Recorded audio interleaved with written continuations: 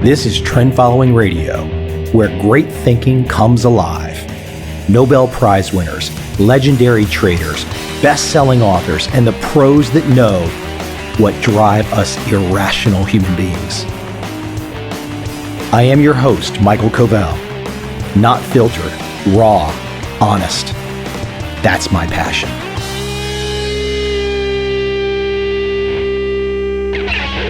My guest today is behavioral finance expert Daniel Crosby. Today we talk his newest book, The Laws of Wealth, Psychology and the Secret to Investing Success. Wide ground covered today. There's nothing easy about tearing apart how psychotic most of us have become when it comes to investing, when it comes to our money. Daniel brings great perspective. I hope you enjoy this conversation.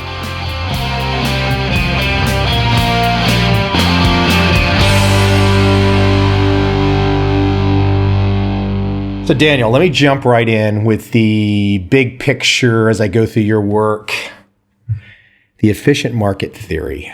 This is not something every investor knows about, but they should. And I have to say that recently, probably in the last 2 months, I watched a video, an interviewer interviewing Eugene Fama and Dick Thaler right there in the same room. A really fascinating interview. As far as I could tell, they didn't agree about anything. They didn't agree about anything other than they respected each other for their academic achievement. So they didn't seem like they were mean or nasty to each other, but they just didn't agree on anything. I would tend to think that I'm going to fall over on the Dick Thaler side more so, but he's also a little bit different camp than other people. In fact, I have to be frank, he so far has not granted me an interview.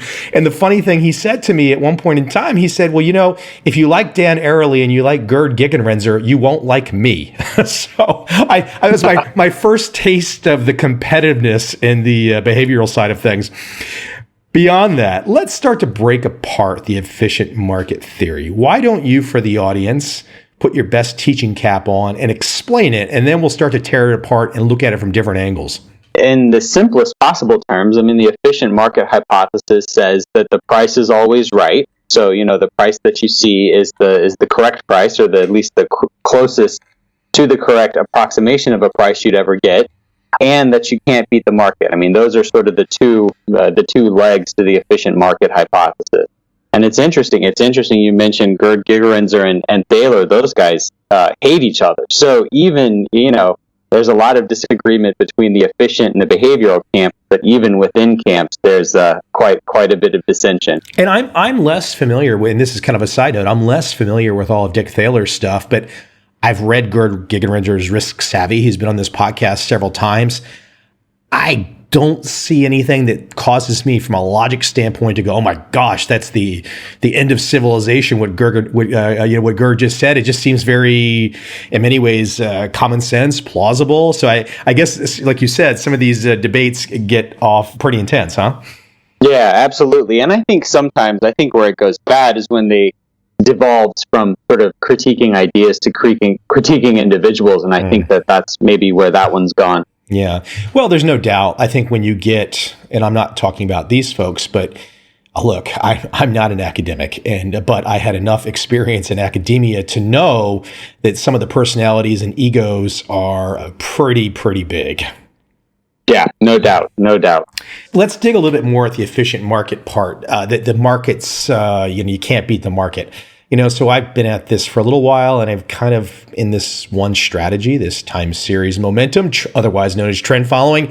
Gosh, it sure looks like to me there's a lot of evidence that you can beat the market. That is momentum on that side. Then you've got Warren Buffett, you've got Howard Marks, you've got all these people out there that have done quite well. Seth Klarman, there's a whole army of people that have, quote, beat the market. And then on top of that, I guess when I look at 2008, I don't know where the efficient market hypothesis or theory, how that explains what happened in 2008. Yeah, well, I think that's why you're starting to see it break down. You're starting to see it break down in the face of these bubbles, panics, crashes. And, the thing, so to to try and argue the other side, because I don't believe in the sort of the strongest form of the efficient market hypothesis, and I don't think many people do, frankly, anymore. But the strong form efficient market theorists would say, look, you've got however big the number is, tens of millions, hundreds of millions of people in the market. Probability says even if you have monkeys throwing darts at the Wall Street Journal, you're going to occasionally get a Warren Buffett, a Seth Klarman, a Howard Marks, a Joel Greenblatt, whoever. And so they say, look, you're gonna get some winners in a system that big. There's nothing special about these folks. But I think where that breaks down is certain types of investing have consistently outperformed, specifically value and momentum strategies have consistently outperformed, which leads me to believe that maybe it's not monkeys throwing darts at stocks, but maybe it's something about these strategies. And in my book, I talk about, I think that the reason these strategies have persisted is because there's a strong psychological underpinning to both value and momentum approaches, which is hard to arbitrage away. I mean, it's hard to arbitrage away bad behavior. Let's talk about rules for a moment. This is something that's big in your work. So for me, I know more about the trend following side, and most trend following strategies apply today. Again, for people that want to call it something else, they can call it time series momentum or whatnot. But most of these strategies are literally automatic. They're 100% systematic. It's all rules. Shed some light for the audience out there that might be wondering, and also too, I think you'll find the population of trades in some of these momentum strategies. You have so many more trades, so for this to all be kind of luck is kind of crazy. But on the flip side, I think one could make an argument, and I would love for you to elaborate on this. On the value side, are things as systematic? And on the value side, you could have a situation where a value player has made a half dozen brilliant long-term bets in their career, and that alone can really make you a superstar in investing lore. It's interesting you bring up something a gap that I think I'm trying to bridge in the book. Typically, you've thought of trend followers, momentum folks as quantitative, higher frequency traders, whereas the value folks have been, have traded less, have had more concentrated positions, perhaps. And have been more of a discretionary mindset. I talk about rules-based behavioral investing, and one of my pillars of that is something that I call consistency, or just following rules. And I do identify as sort of a combo value momentum investor, but I think that anyone who's a behaviorally informed investor is going to fall down on the side of rules. In the book, I cite a meta-analysis. So this is a study of all the studies on following simple rules versus leaning on your own discretion. And when we're talking about discretion in these studies, we're typically talking about expert discretion, PhD level discretion in everything from prison recidivism studies to stock picking to making a medical diagnosis. And what they found in these over 200 studies is that expert discretion is beaten or matched by following simple rules 94% of the time. And at a much greater, at a cost savings, of course, because you're not paying, 10 CFAs to go out and meet with managers and try and make these discretionary decisions. So there's the big cost savings, and then there's also the headache savings. I mean, you can kind of go live your life instead of, being up at 2 a.m. to look at Chinese soybean futures or whatever. So, this is something that I think that makes a lot of sense. The research says it makes a lot of sense. You can do it more cheaply, and you can also do it with a higher quality of life. So I hope this is where the industry's headed. Not to be a homer for my world, but I guess in your work kind of opens up this discussion. When I think about the trend following type strategies, which are way, way, way away from high frequency stuff. I mean, it's much more longer term. I mean, you could have trades on for well over a year. To me, it seems like it's the perfect example for showing the problems with efficient market theory and the benefits of the behavioral side of things, because you have these 100% systematic type strategies that are showing this long-term performance. I mean, look, you've seen the studies as much as I have. The time series momentum studies are in. This works. but it's so just naturally fits, like dovetails with everything that a Daniel Kahneman and Amos Tversky did. It just dovetails completely. And again, I'm not bringing this up to try and push trend following. I'm just saying it's an interesting example, especially in the spirit of where you've gone in your book.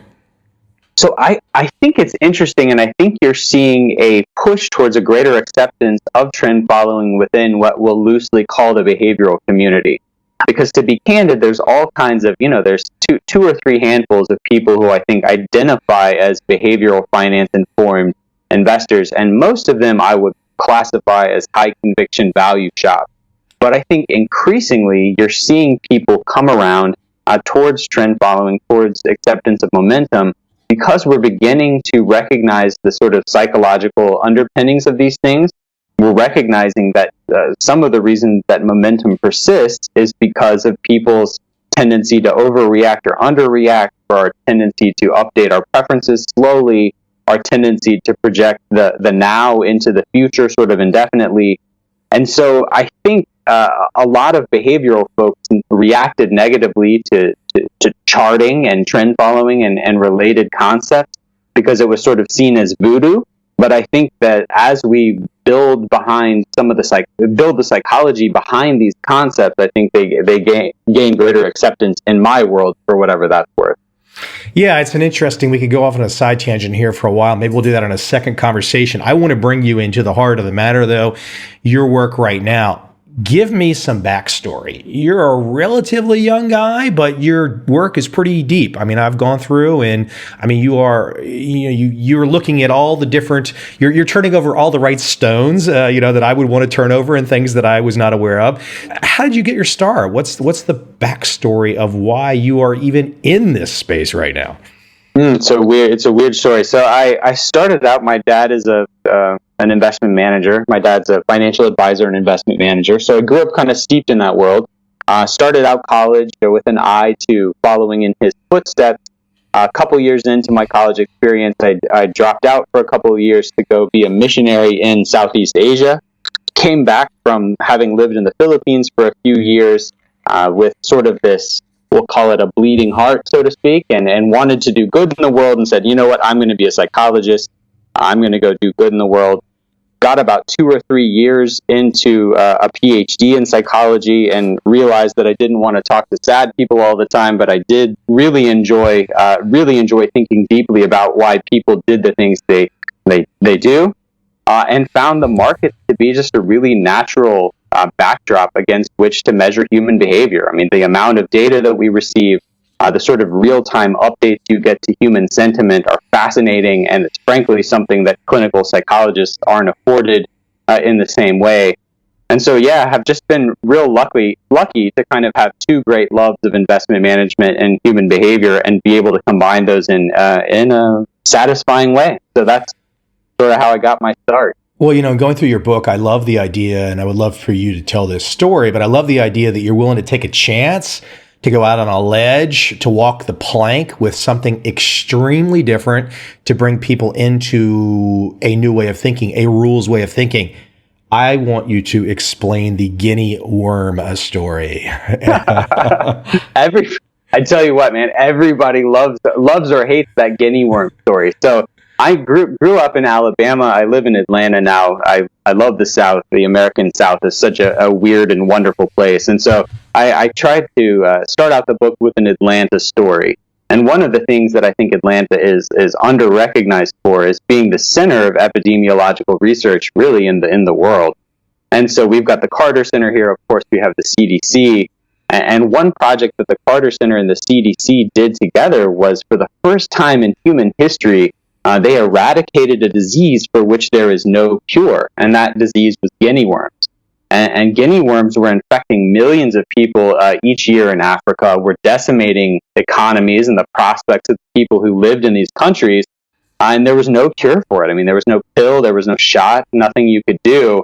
And so they said, we're going to have to take a different tack. And so the way that it works is, when you get guinea worms, they exit through your feet. This is kind of more disgusting than you usually get on the podcast, but they exit through your feet, and the only way that you can get relief is to go put your feet in water.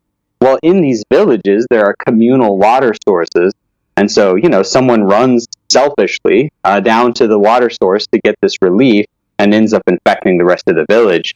And so what the Carter Center and the CDC did, they came up with behavioral interventions, which were basically teaching the villagers to identify and then to quarantine, to just sort of create a social construct whereby, look, if you identify your neighbor or your sister or your brother has guinea worms, you do not let them go near that water source. You keep them where they are and you make them gut it out.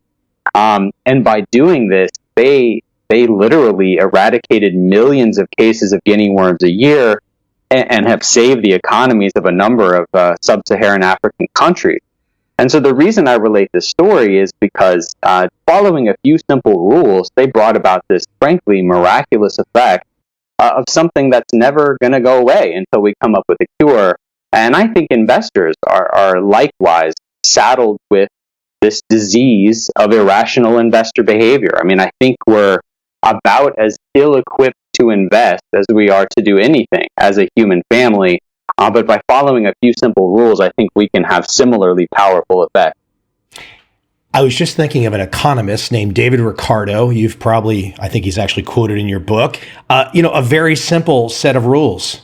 Let your profits run and cut your losses short. Look, he set that foundation down hundreds of years ago. I think it's a fair statement to say that perhaps Nobel Prizes have been awarded out to other people for that work that he figured out years ago. But that's a simple rule. But, that simple rule, cut your losses short, let your profits run. As a trend following homer, I have to say that's trend following foundation number one. But that simple rule is extremely difficult to get across because everybody wants to buy more when the price starts to drop.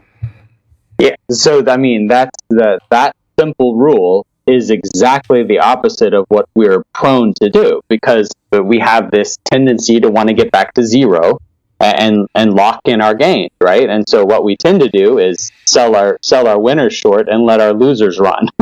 And so that's exactly the opposite of what we tend to do. So the thing about investing, and you see this throughout the book and throughout the research, is none of it's rocket science. And sometimes I get a little frustrated. The ideas with which I invest and the ideas I write about are so simple, but they're not easy.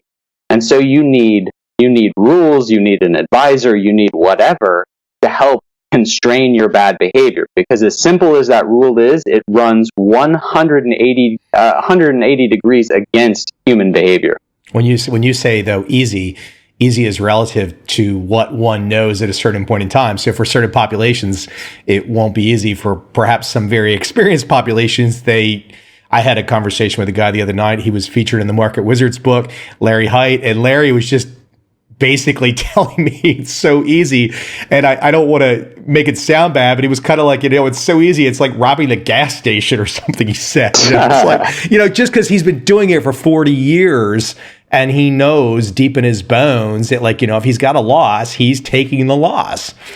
Yeah. Well, the reason that I think these things stick around, though, is because they sort of do go against the grain of human behavior. And so, I think these things are going to persist.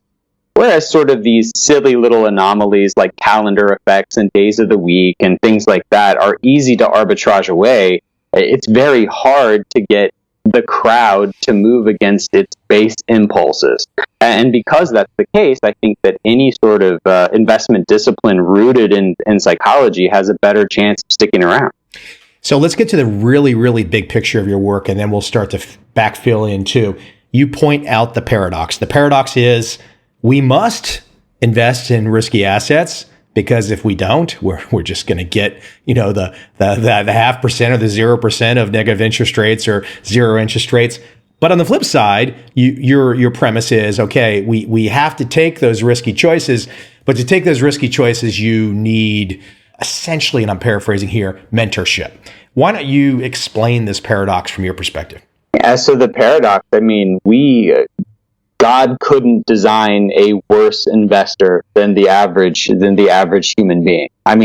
So many of the rules, we just talked about one. So many of the rules of investing are run contrary to what is simple and easy for us to do in our everyday lives. I mean, we don't do well with uncertainty. We don't do well with volatility. We live in the present and not in the future.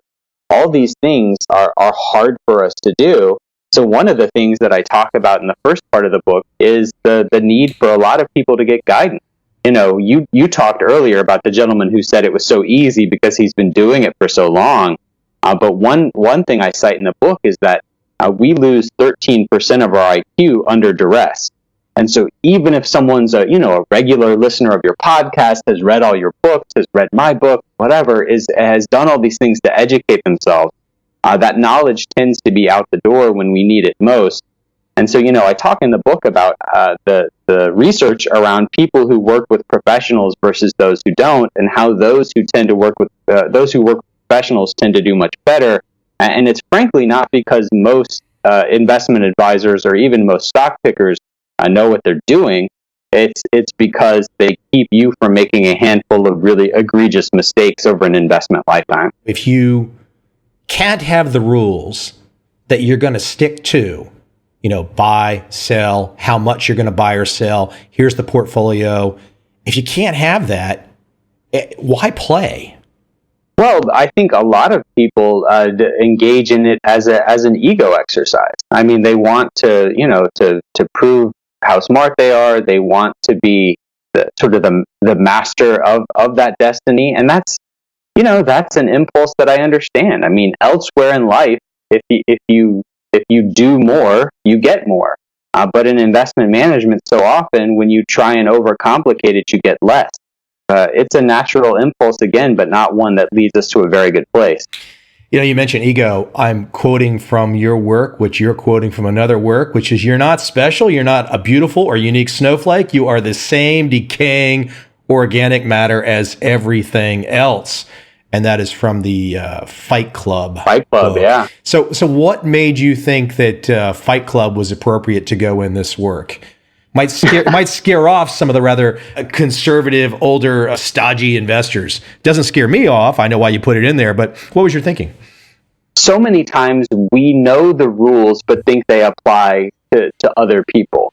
I spoke with my best friend, lost his dad this week, and he said, "Look, I know bad stuff happens. I just never thought it would happen to me." And I think that his experience is so reflective of our human experience. And when you look at studies, we tend to delegate the dangerous and own the advantageous. When you ask people, how likely are you to get divorced or get in a car accident or, get cancer or whatever, people rate that likelihood as extremely low. When you ask people how likely are you to win the lottery or pick great stocks or, yada, yada, people rate that as extremely high. I think the hallmark of a good investor is realizing that the rules do apply to you. The rules do apply to you. This isn't just something that applies to other people. And I think a failure to own that the rules apply to us explain a lot of bad behavior, why people don't follow investment rules, why you see stuff like home bias, why you see people locking in bad tendencies around when to buy and sell.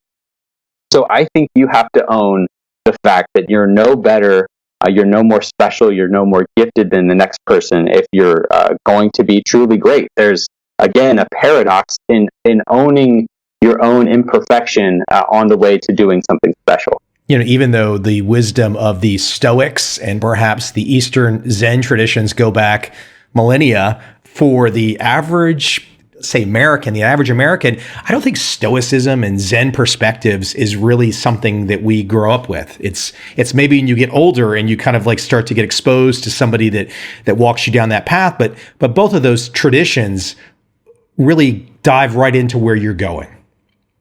Well, they do, and you're right. I think these are understudied in America, and I think it's very consistent. This idea of being sort of a roll up your sleeve, be a hardworking, gunslinging, stock picker. Hey, don't pick on the gunslingers. Don't pick on the gunslingers. I got a lot of Second Amendment guys in here. I'm probably one of them. So look, man, I'm from Alabama. You're not gonna find me picking on gunslingers.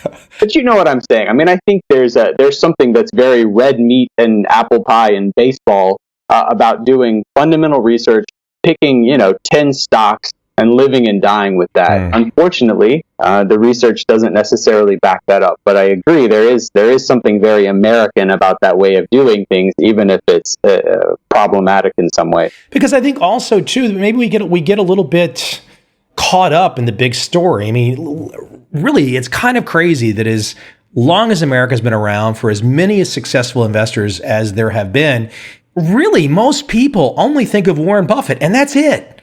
I mean, and there's no other Warren Buffett exactly that I know about. He's had, he set this up a long time ago. There's first mover advantage. He has a unique structure. I take nothing away from him, but the idea that Buffett is, a half dozen stocks that he picked a long time ago and held on for dear life and now has made a fortune, that's not exactly what happened. And it is a touch more complicated than that. Well, I love Buffett, but even a lot, there's a strong element of do as I say and not as I do with him. I mean, he's bad-mouthing derivatives while owning them, and I get it. Look, he's speaking to folks in Nebraska or folks at his meetings, and they shouldn't be operating at the same level of sophistication that he is. But yeah, I mean, there's sort of the quotable Warren Buffett, and then there's Warren Buffett in practice. Which can cause confusion, to say the least. I mean, because he's like the number one example. And if you really dig into his work very respectfully, he understands the use of leverage. He knows what the Kelly criteria is. I mean, he's a very bright guy doing very bright things with his partners. Yeah, absolutely. Yeah. Let's jump into something very simple sounding, but I think you can tear it apart. We control what matters most. And I would argue that what matters most is controlling loss. And if we go into the markets, we all have the ability to control how much we are willing to lose, don't we? Yeah, we do have some control over that. Now, that first chapter, You Control What Matters Most, is trying to reinsert some ownership and some pride and ownership into the investment conversation. Because I think when you speak to most people, and indeed the research backs this up, when you speak to most people, you say, hey, what's the best predictor of your ability to meet your financial goals? And they're going to say, well, it's going to be the economy, and it's going to be Janet Yellen, all these externalities. Well, all the research shows that most investors tend to leave about 50% of their gains on the table because of poor behavioral decisions they make. And this is over long periods of time. And most investors just barely keep up with inflation.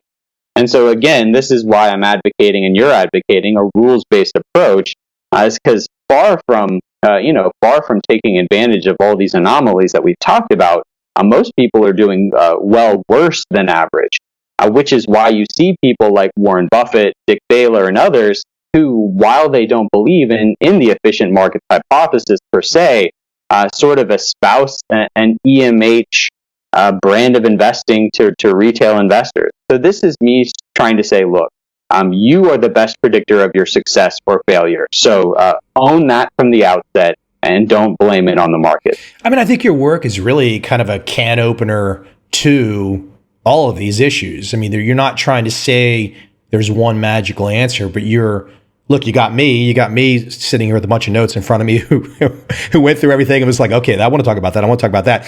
But let's also speak to something that I'm seeing a lot right now. So I can still remember that feeling in March of 2009. In March of 2009, there was no investing strategy that said in March of 2009, it's time to go long.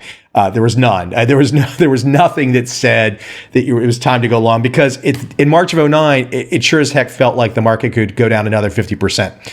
However, from March of 2009 to October of 2016, it's been one heck of a run. And I've just started to notice in a lot of the major publications, financial publications, all these people are getting all this notoriety for running passive index funds. It's all the rage. There was a big mutual fund the other day that we got a lot of press, how smart they are to be running the passive fund. And I think it was the Nevada state employees guy. He's one guy running, I don't know how many billions, and he's got no employees, and he eats his lunch at his desk, and he's running a passive index fund.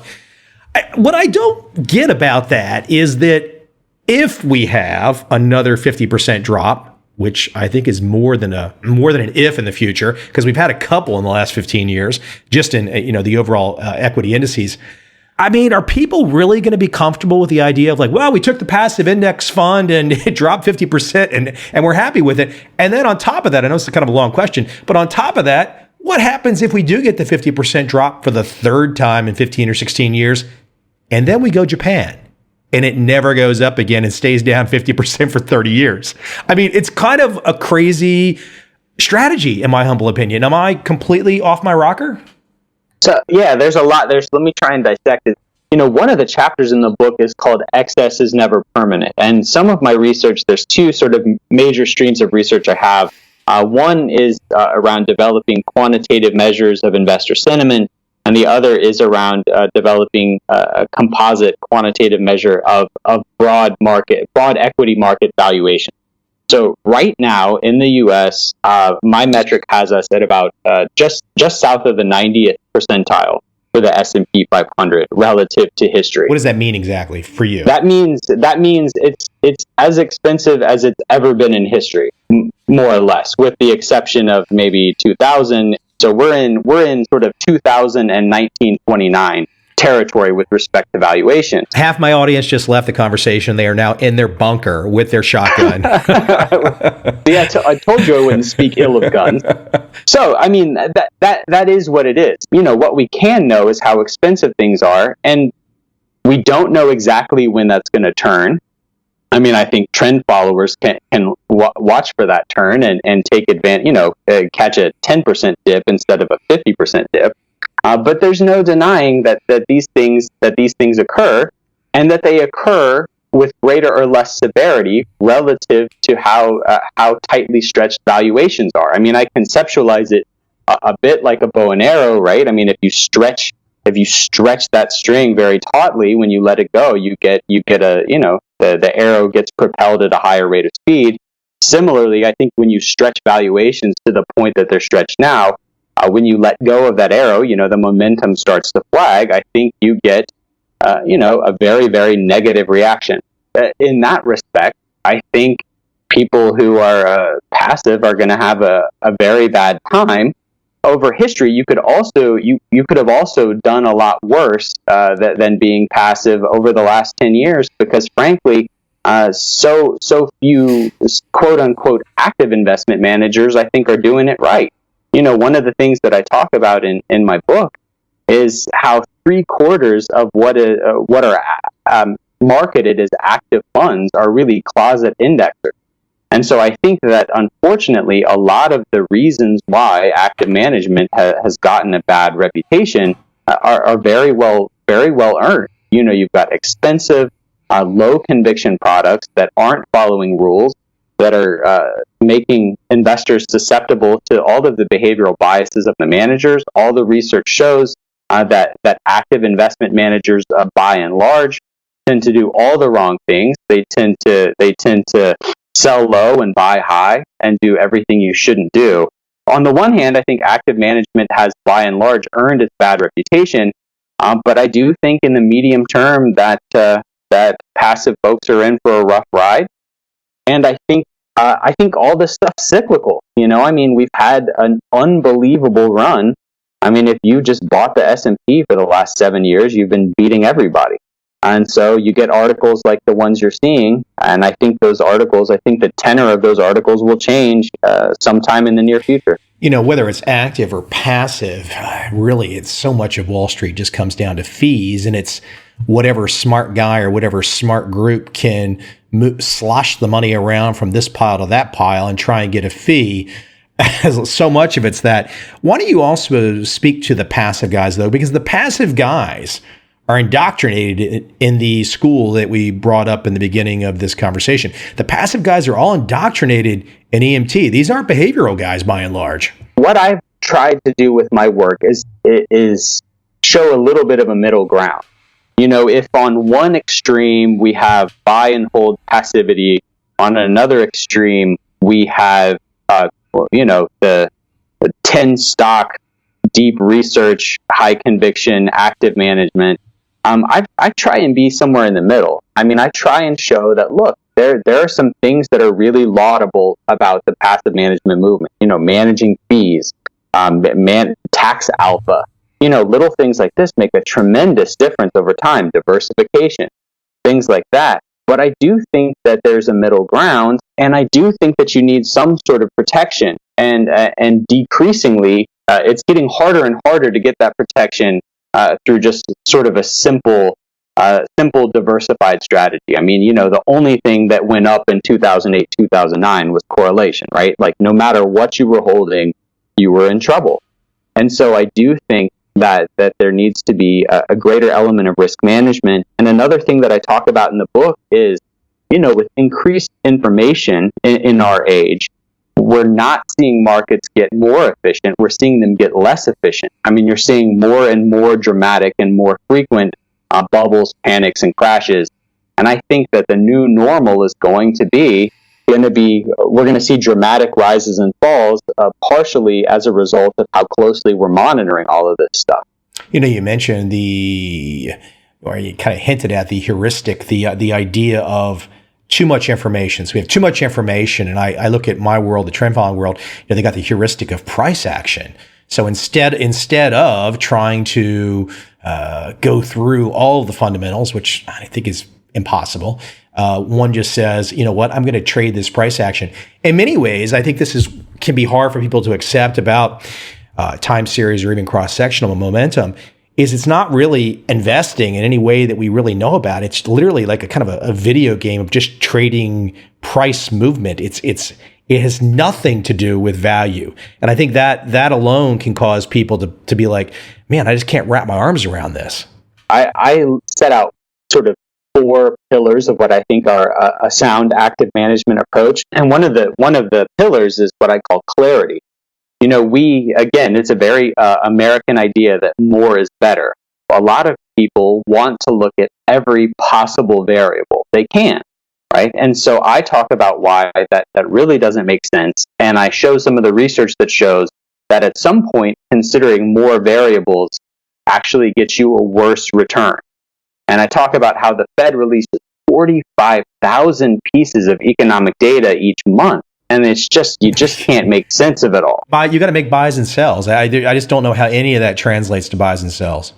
Right. Well, and so I'm not a strict momentum investor. I do incorporate it into my strategies. But one of the things that I think is nice about your approach is it relies on one signal more or less. And I think there's some cleanness and some clarity to be had with that. Let me let you clarify all 4 of those really quick. You kind of call them the 4 C's: consistency, clarity, courageousness, and conviction. Why don't you go through those 4 really quick so people have a good broad overview? So the first is consistency, which is the rules-based approach. We think that's been well covered at this point. The second is clarity, which is I look at just a handful of metrics, because again, at some point, the information begins to cannibalize itself. Or you do what Nate Silver calls, something, he said something to the effect of putting all this information in a blender, blending it up and calling it hot cuisine. It's not, right? We need a handful or less of important, impactful things that you look at. The third is courageousness, which is basically automating this process of buying low and selling high, or like you talked about, letting your winners run and selling short your losers. And then the final one is conviction. Which is sort of, I refer to it as sort of Goldilocks conviction, finding that nice sweet spot between owning too few stocks, because I'm shocked as I go out and speak how many people will come up to me and say, look, I work for Lockheed Martin and I'm all in on Lockheed Martin stock, or I'm all in on Apple, or whatever it is. I see that with surprising regularity, and it pains me. So finding that sweet spot between holding 1 or 2 stocks and being over concentrated, and then owning the index, which is no conviction at all. So I talk about trying to find that sweet spot and set aside some of the research around that. Let me get schizophrenic on you and whip you around to a completely different area. So for a man that has studied quite a bit of psychology, a little bit of psychiatry, I'm sure as well, tell the audience out there what they can learn from his teachings, his writings, the insights. How can Sigmund Freud help us all as investors? Oh my goodness. how can Sigmund Freud help us as investors? Oh my goodness. So that is schizophrenic. Sigmund Freud gets a bad reputation for being all about sex, right? And I mean, indeed, that was what underlied a lot of his sort of the motivating animus for his theories. But Sigmund Freud's work is at the base of pretty much any psychology you'd like to study. And so the way that I think his work impacts us, I think, is in sort of a behind-the-scenes way. I mean, he's the one that introduced notions like an unconscious mind, like things happening, biases and heuristics and decisions happening sort of beneath our awareness. So he set these things up at a time when they would have been outlandish to people. And we accept this as very, very much factual now. I think that the way that Freud's work impacts us is that he blazed a trail by introducing ideas that were heretical at the time, that are very much now just a part of our daily life, that are so deeply interwoven into the theories of people like Thaler and other prominent behavioral economists that you don't even recognize them. Yeah, I think it's a great point, because I've had so many behavioral guys on my show, and I think maybe I have a quote or two in one of my books from Freud, but it makes me, when I was reading something in your work, I was like, I got to go do some more homework. I mean, obviously it's not my background, but it makes me want to go do more homework because, as you point out, it's the foundation. Oh yeah, he doesn't get enough credit, if that's possible, for doing the hard work of making these ideas just enter the public consciousness. I'm going to jump around on you again. Look, there's a lot of jumping I can do here. I could jump around for about 5 hours. Trouble is opportunity. I like that a lot. I've seen it said in different ways, but those three words together are really nice. However, for most people, trouble is opportunity. Hold on, I don't want trouble. I don't want any trouble. Well, trouble is opportunity, isn't it? Yeah, trouble is opportunity, and I think again, this is one of those things that everyone knows and no one does. And I talk in this section. I try and erode people's notions of free will, I guess, in this section, and I talk about some of the research around willpower. So everyone thinks that, hey, when it hits the fan, you mentioned March of 2009. When I get a March of 2009, I'm going to be all in. That's when I'm going to get aggressive. I think we need a couple of things to take advantage of the March of 2009s of the world. The first is we need a metric to show us, again, sentiments and valuations. This is why I measure these things. I mean, we need a way of quantifying, where are we relative to history? What kind of opportunity do we have? Because my sentiment measure was at a 5 out of 100, 0 being sort of the hypothetical lowest possible. I was at a 5 out of 100 in March of 2009. Lowest sentiment I've ever seen. I could have told you then, using that measure, hey, this is likely a good time to get going. Whereas most people, if you're just relying on your emotions, it feels too dangerous. So I think one thing that we need to take advantage of trouble being opportunity is some sort of objective measure of what sort of opportunity we're looking at. And then the second thing I think we need is an understanding of how poor our free will is, or how our free will acts. I talk in the book about marital infidelity. And people think that marital infidelity probably is highly correlated with something like religiosity or sort of self-professed morals. But the best predictor of marital infidelity is opportunity. Basically, how rich are you and how good looking are you? The best predictor of whether or not you're going to sleep with someone who's not your spouse is if anyone wants to sleep with you. Which is basically, a nice way of saying we're not as strong as we think, right? We're not as strong as we think. So we need to set up rules that keep us from making poor decisions.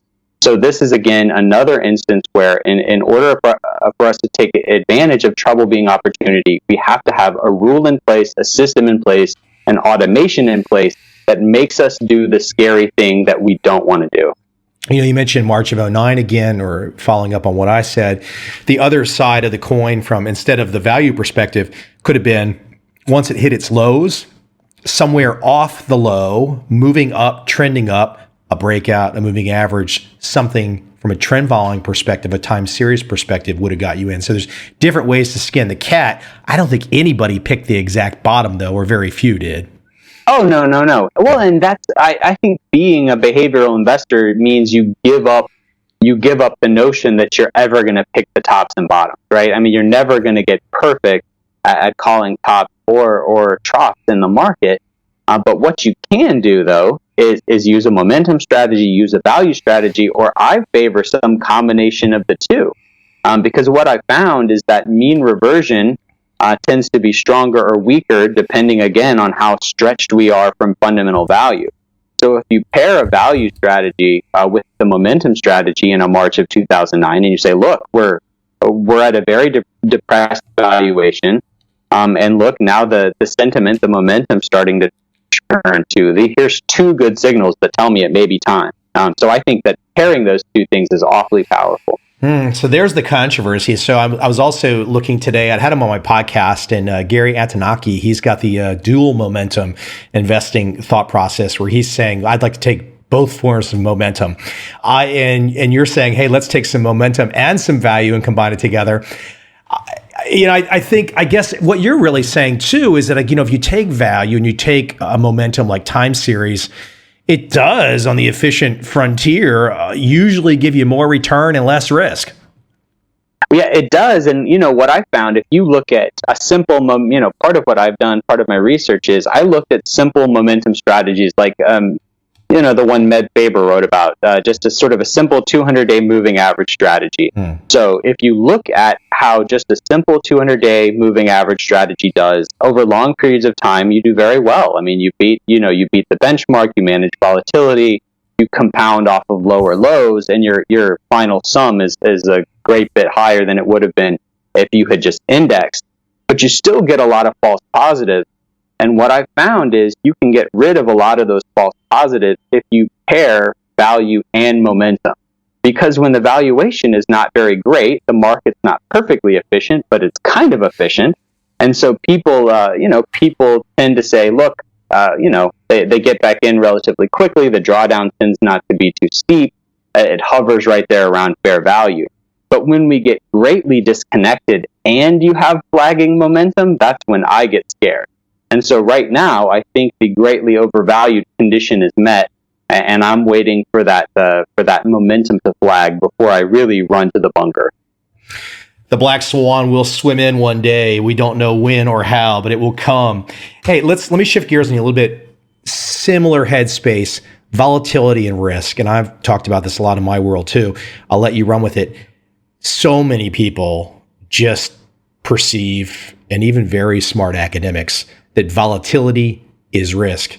Not necessarily so. And standard deviation is just a measure of risk, can really lead people to perhaps incorrect conclusions. Yeah, absolutely. I mean, people need to understand why standard deviation, why volatility got introduced as a proxy for risk in order to then sort of combat that idea. And the reason that it got introduced as a proxy for risk is because it helped us build elegant, beautiful mathematical models. And people could get Nobel Prizes and build their careers at the University of Chicago on ideas like this. What it's not is a very useful thing in practice. And so, chapter 10 in my book is called Risk is Not a Squiggly Line. And it helps people understand, more fundamental conceptions of risk, and also ways to manage it, because it's a very poor predictor. And again, you look at a lot of these strategies. You can there's risk and volatility are related, but it's far from a perfect relationship. And your ability to exploit that can make you a lot of money. I had a presentation a few years ago and gave a kind of a time series momentum trend following presentation.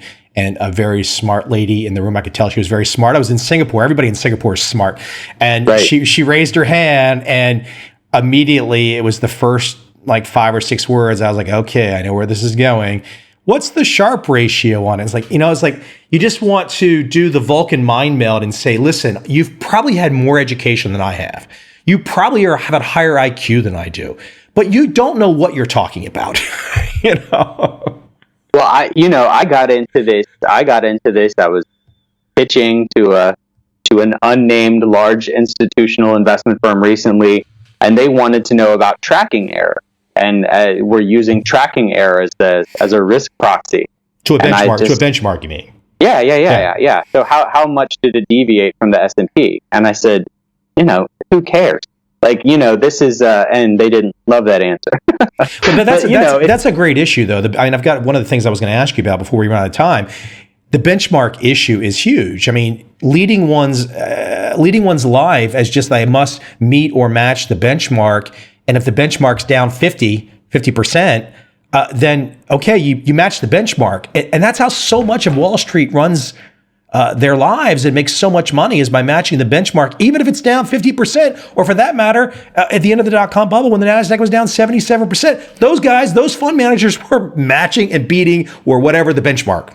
I mean, it does so much bad in our industry. The first thing that it leads us to do is it's how we get these low conviction, crummy, expensive, low conviction, not differentiated, quote unquote, active strategies. The reason that's the case is because Wall Street's benchmarking to the S&P or whatever it is, and they have that career risk. They don't want to differ dramatically from the benchmark. So that's one negative effect. For average, just everyday retail investors, it actually leads us to make poor decisions. I talk in the book about people who benchmark to the S&P versus those who benchmark to just the returns they need to live the life that they want to live, and show that the people who have that personal benchmark are much more likely to stay the course, to follow their rules, and end with higher closing account balances. There's just nothing good about indexing to something impersonal. And then again, when it all hits the fan, you can be happy about a 45% drawdown when everyone else got a 50% drawdown. Regardless of how it's crushed your ability to live the financial life you want to live, it just doesn't make any sense. And sadly, I think one of the reasons that the benchmark concept sells so well is, again, right into your psychological sweet spot. People have a fear of not being exactly like their neighbor, Bob Jones. So if you're not exactly like Bob Jones, then that fear alone drives people. Whereas Bob Jones' time horizon, his strategy, whatever, could be different, not related to you, not important to you. But people get so caught up with the idea of what's the neighbor doing? What's the neighbor doing? And a good portion of all the error and the biases and whatnot that you describe in your work is all related to this monkey see, monkey do stuff, isn't it? Yeah, absolutely. And there's a great Harvard study. I'm going to get the actual dollar figures wrong, but I mean, they basically asked students, would you rather be someone making $40,000 a year in a community where the average salary was $25,000 a year, in a neighborhood where the average salary is $25,000 a year, or would you rather make $200,000 a year in a neighborhood where the average salary is $400,000 a year? And people will take less money and better relative position. And it's crazy. I mean, it's crazy. It's all about the monkey see, monkey do thing, like you said, and our tendency to benchmark to other people. And it's interesting. I talk in the book about Isaac Newton. Isaac Newton made tons of money. He was Sir Isaac Newton, famous in his day, well respected, very wealthy. Piles into the South Sea Company, makes a ton of money, gets out early, sees that his neighbors have stayed in and that they're getting richer than he is. He piles all his money back in, loses it all in a bubble, and dies penniless because he couldn't keep his eyes on what he needed, right? He had to benchmark relative to someone else, instead of having that personal benchmark. And so what does IQ have to do with investing success? Yeah, there you go. Yeah, that's a good place to end it for this conversation. Daniel, the book, The Laws of Wealth, Psychology and the Secret to Investing Success, came out in June. Looks like it's doing pretty good. Everyone can find it everywhere, right? Yeah. Just jump on Amazon and pick it up. Where else can we send people? You have a main website we can send them to? Yeah, Nocturne Capital. So Nocturne with an E, like Chopin, right? And then at Daniel Crosby on Twitter. Okay, appreciate it. Good conversation. We covered a lot of area. For never talking before, I appreciate that you were willing to run in different directions and banter back and forth. I'm sure people will enjoy it. Absolutely. Thanks so much for having me.